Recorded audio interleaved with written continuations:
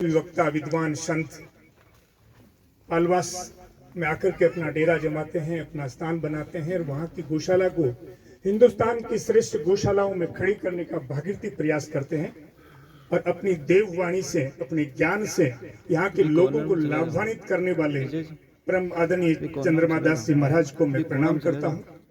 मैं प्रणाम करता हूँ इस उच्च कोटि के मंच को और मैं कोटि कोटि प्रणाम कर। मित्रों, चिकित्सा पद्धति है जो बीमारी को खत्म कर सकती है या कभी बीमार पड़े ही नहीं, इसकी कोई व्यवस्था दे सकती है। केवल सनातन ये कहता है, हमारा दर्शन शास्त्र ये कहता है कि 100 साल तक आप कभी अंग भंग नहीं होंगे, कभी बीमार नहीं पड़ेंगे। और इसके एग्जाम्पल हजारों लाखों एग्जाम्पल इस देश में आज भी विद्यमान है। दोस्तों, ये खान पान हमें गलत नंबर डायल कर लिए हैं। हम खान पान शुद्ध अच्छा इसलिए खाना चाहते हैं कि स्वस्थ रहना है। आज दुनिया का श्रेष्ठ ऑर्गेनिक जो है, अन्न जो आ रहा है, सामान जो आ रहा है, उसको खाने वाला भी उतना ही बीमार पड़ रहा है जो जहर वाला पड़ रहा है। क्या फर्क है? इससे नहीं होगा। इसे खान पान ने लोगों के शरीर को ज्यादा नहीं बिगाड़ा है, जिसको बिगाड़ा उसकी तरफ ध्यान ही नहीं जा रहा है। इस खान पान ने मन का सत्यानाश कर दिया। 4 पीढ़ी एक थाली में खाती थी, 2 के भी सींग अड़ रहे हैं।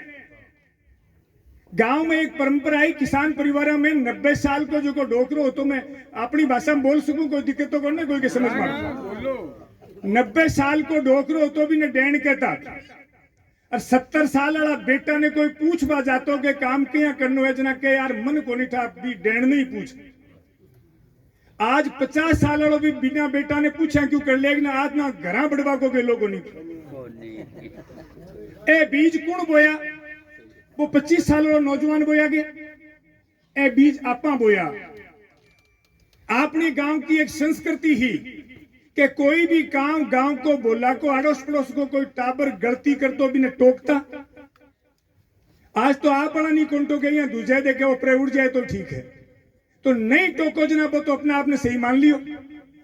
और कोई काम डरसू नहीं करनो तो बड़ो पाप है जगह की अपन कल्पना भी को नहीं कर सका। मैं पिछले दिनों लोहागढ़ का एक मंदिर में एक लड़की आई, नवयुवती थी, आधुनिक विचारों से ओतप्रोत थी, केस खुले थे और वो भगवान की पूजा करने लगी। तो मैंने उससे कहा कि बेटा ये क्या तरीका है?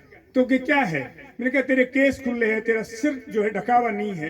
तो क्या मुझे क्या करना चाहिए? मैंने कहा तेरे केस भी बांध रही है, दुपट्टा भी ओढ़। तुरंत उसने पालना की। मेरे साथी ने कहा ऐसा नहीं करना चाहिए। मैंने कहा क्यों? मैं इसको गाली गलौज करके नहीं कह रहा हूँ, प्रेम से कह रहा हूँ, बेटी कह के कह रहा हूँ, बहन कह के कह रहा हूँ, कहाँ तक तकलीफ है? उसके बाद भी कपड़े फाड़ेगी तो फड़वा लूंगा, लेकिन मैं इस कायरता से डर के नहीं कहूँ, ये मेरे संस्कार मुझे अलाउ नहीं करते इस बात के लिए। तो ये परंपरा आप लोगों को बनानी पड़ेगी। और हम देखिए खा क्या रहे हैं किसी को पता नहीं है। और दुर्भाग्य ये है कि हम जितने यहाँ लोग बैठे हैं वो एक दूसरे को भी जानते हैं, परिवार के सब लोगों को भी जानते हैं, गांव के लोगों को भी जानते हैं। और राजस्थान के मुख्यमंत्री जो कल परसों बने उनको भी हम सब बहुत अच्छी तरह 7 पीढ़ियों से जानने लगे हैं। और भारत के प्रधानमंत्री की तो सब कुछ जानते हैं, लेकिन क्या अपने आप को जानते हैं? कोई नहीं जानता। मेरे पास में बहुत सारे विश्वविद्यालयों से पीएचडी करने विद्यार्थी आते हैं। मैं उनसे पूछता हूं कि तुम्हारा शरीर किससे बना है? यहां भी बैठे लोगों में से कुछ लोगों को पता है कि पंच तत्व से बना है। वो भी सफेद सर वालों ने ध्यान रखा होगा, नई पीढ़ी में तो कोई पढ़ाई का इसका कोई रास्ता ही नहीं है। तो पंच तत्व से तो बना है,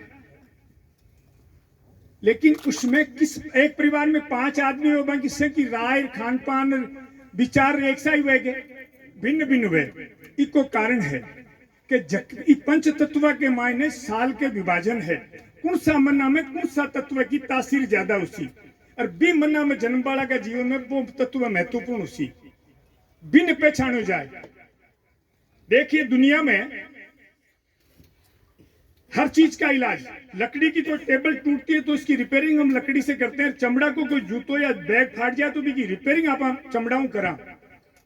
और वो मनुष्य एक अपना बुद्धिजीवी होशियार जो समझे वो बीमार पड़े जना इलाज जड़ी बूटी और दवाइयां करे। आ नेचर है के, आ प्रकृति है के। प्रकृति आके कि जकी चीज उठा को शरीर बनेड़ो भी कोई इलाज भी करो। और शरीर पंच तत्वों बने रहे तो इलाज भी पंच तत्वों से ही करना पड़सी आप लोगों ने। ये विधा ने सीखनी और समझनी है। तो 20 से 26 तारीख तक ये विधा के मायने न दवाई है, न एक्यूप्रेशर है, न आयुर्वेद है, न रसायनशाला है, न कोई एलोपैथिक है, कुछ भी नहीं है। 5 मिनट में आपको अपनी बीमारी का ठीक होने का एहसास होगा और 7 दिन में आप तुरंत ठीक होंगे।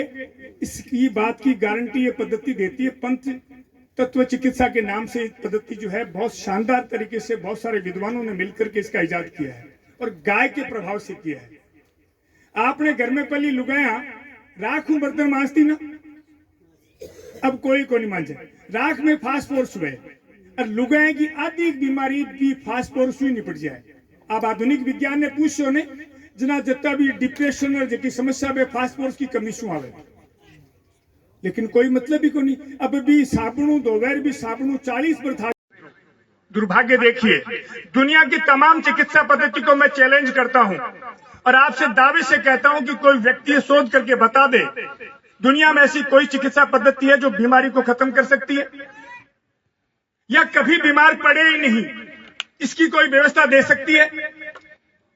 केवल सनातन ये कहता है, हमारा दर्शन शास्त्र ये कहता है कि 100 साल तक आप कभी अंग भंग नहीं होंगे, कभी बीमार नहीं पड़ेंगे। और इसके एग्जाम्पल हजारों लाखों एग्जाम्पल इस देश में आज भी विद्यमान है। दोस्तों, ये खानपान ने हमें गलत नंबर डायल कर लिए हैं। हम खानपान शुद्ध अच्छा इसलिए खाना चाहते हैं कि स्वस्थ रहना है। आज दुनिया का श्रेष्ठ ऑर्गेनिक जो है अन्न जो आ रहा है, सामान जो आ रहा है, उसको खाने वाला भी उतना ही बीमार पड़ रहा है जो जहर वाला पड़ रहा है। क्या फर्क है? इससे नहीं होगा। इसे खान पान ने लोगों के शरीर को ज्यादा नहीं बिगाड़ा है, जिसको बिगाड़ा उसकी तरफ ध्यान ही नहीं जा रहा है। इस खान पान ने मन का सत्यानाश कर दिया। 4 पीढ़ी एक थाली में खाती थी, 2 के भी सींगड़ रहे हैं। गांव में एक परंपरा है, किसान परिवार में 90 साल को जो को डोकरो हो, तो मैं अपनी भाषा में बोल सकूं, कोई दिक्कत को ना कोई के समझ में। 90 साल को डोकरो हो तो भी न डेण कहता और 70 साल वाला बेटा ने कोई पूछ बा जातो के काम क्या करनो है जना के यार मन को नहीं था भी डेण नहीं पूछ। आज 50 साल वालों भी बिना बेटा ने पूछा क्यों कर लेना आज ना घरा बढ़वा को गे लोगों ने। ए बीज कुण बोया? वो 25 साल वाला नौजवान बोया के ए बीज आपा बोया। अपने गांव की एक संस्कृति ही कि कोई भी काम गांव को बोला को अड़ोस पड़ोस को कोई टाबर गलती कर तो भी न टोकता। आज तो आप बड़ा नहीं कौन टोके, या दूसरे देखे वो प्रे उड़ जाए तो ठीक है, तो नहीं टोको जनाब तो अपने आप ने सही मान लियो। और कोई काम दर्शु नहीं करनो तो बड़ो पाप है जगह की आप कल्पना भी को नहीं कर सका।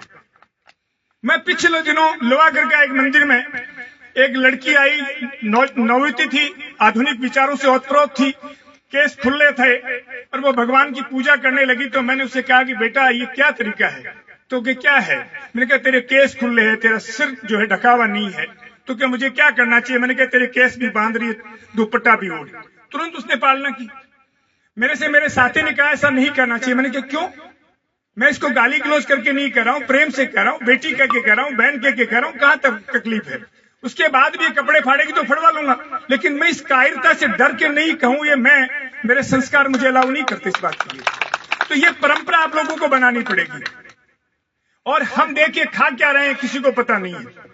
और दुर्भाग्य ये है कि हम जितने यहाँ लोग बैठे हैं वो एक दूसरे को भी जानते हैं, परिवार के सब लोगों को भी जानते हैं, गांव के लोगों को भी जानते हैं। और राजस्थान के मुख्यमंत्री जो कल परसों बने उनको भी हम सब बहुत अच्छी तरह 7 पीढ़ियों से जानने लगे हैं।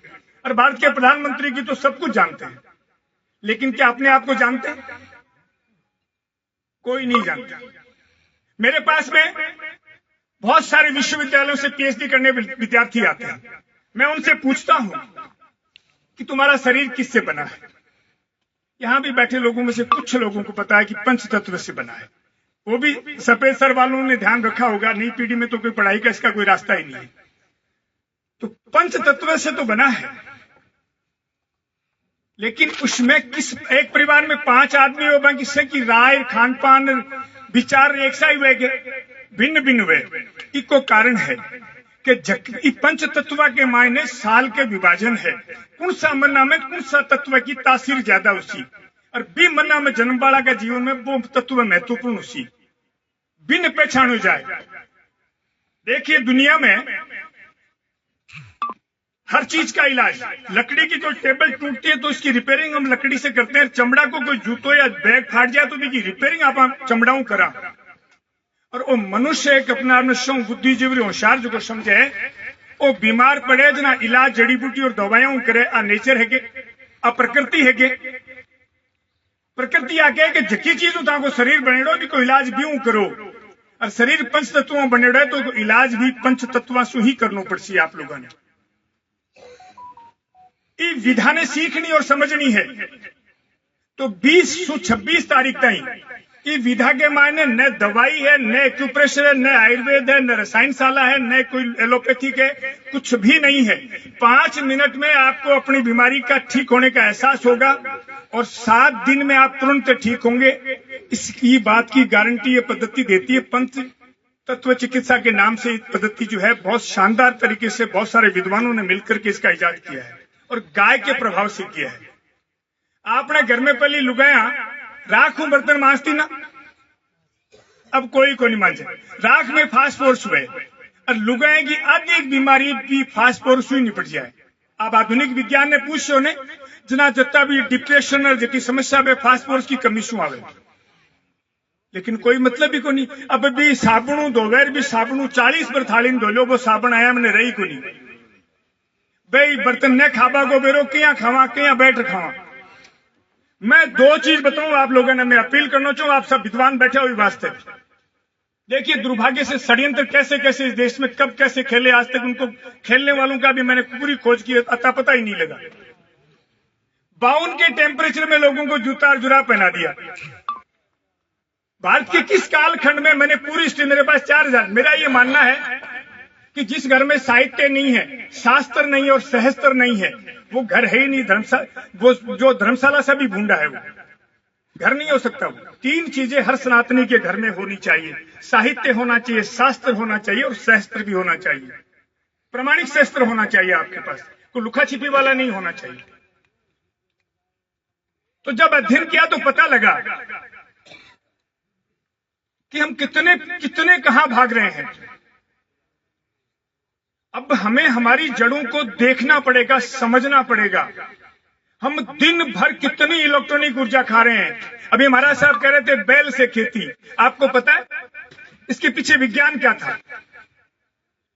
मैं दावे से कहता हूं आज तक किसी देश के साइंटिस्ट ने इसकी कोई सर्च नहीं किया। मैं चैलेंज से कहता हूं, आईसीआर के साइंटिस्टों के बीच भी कहता हूं, और बहुत सारे मुख्यमंत्रियों की मीटिंगों में मुझे जाने का अवसर मिलता है। प्रधानमंत्री जी से भी मैंने निवेदन किया, इस भारत को समझना है तो भारत बना ही गांव से है।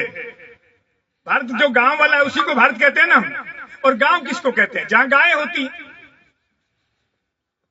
गाय को समझे बिना भारत को कोई 7 पीढ़ी में नहीं समझ सकता। गाय मूल में खड़ी है। इसीलिए हमारे ऋषियों ने कहा है कि गाय स्वर्ग की पहली सीढ़ी है। गाय के बिना को रामपाल और आसाराम तो हो सकता है, महापुरुष देश में कभी नहीं हो सकता। गाय उतनी जरूरी है जितनी हमारी सांसें जरूरी है। ये प्राण ऊर्जा है। इसीलिए इसको जगत जननी, हमारे ऋषियों ने कभी नहीं कहा कि ये जो है सनातन की जननी है, भारत की जननी है। नहीं, कहीं नहीं कहा। उन्होंने कहा कि सृष्टि की रचयिता और जगत जननी है। इसके आगे कुछ बचा ही नहीं भाई। तो गाय, मेरा ये मानना है, खेती धन्या से थी। खेती का काम, माँ बाप की सेवा, गोपालन और पत्नी से प्यार, ये दूसरों से कराने के लिए नहीं होता मित्रों, खुद करने के लिए ही मोक्ष मिलता है। आनंद की अनुभूति तभी होती है। क्या क्या हम दूसरों से करवाएंगे? कहां जाना चाहते हैं? दिन भर हम शुरू होते हैं गीजर से। गीजर में टोटल पानी आपका जो है इलेक्ट्रॉनिक ऊर्जा से आ रहा है। फिर रसोई में गैस आपकी पूरी इलेक्ट्रॉनिक ऊर्जा से आ रही है। आपकी पिसाई, कटाई, निराई, गुड़ाई सब कुछ इलेक्ट्रॉनिक ऊर्जा से। ये जो निर्जीवता आई है ना संबंधों में, जो मनुष्य का मन डोल गया, मन बीमार पड़ गया, मन खराब हो गया, उसके पीछे इलेक्ट्रॉनिक ऊर्जा काम कर रही है। करना क्या चाहिए? करना हमें ये चाहिए कि वो प्राण ऊर्जा स्थानांतरित होना चाहिए। आप पुराने कपड़े किसी को दान करते हो ना, ये भी अपराध है। यदि करना ही है किसी जरूरतमंद को, तो उसको नमक के पानी से धो के दीजिए, नहीं तो आपकी प्राण ऊर्जा उसमें स्थानांतरित हो जाएगी, आप जीरो हो जाएंगे। इसलिए प्राण धरती पे केवल खेल ऊर्जा का है मित्रों। ऊर्जा से ही दुनिया संचालित हो रही है, ऊर्जा के बिना कुछ नहीं होगा। इसका मैं आपको एक बहुत बड़ा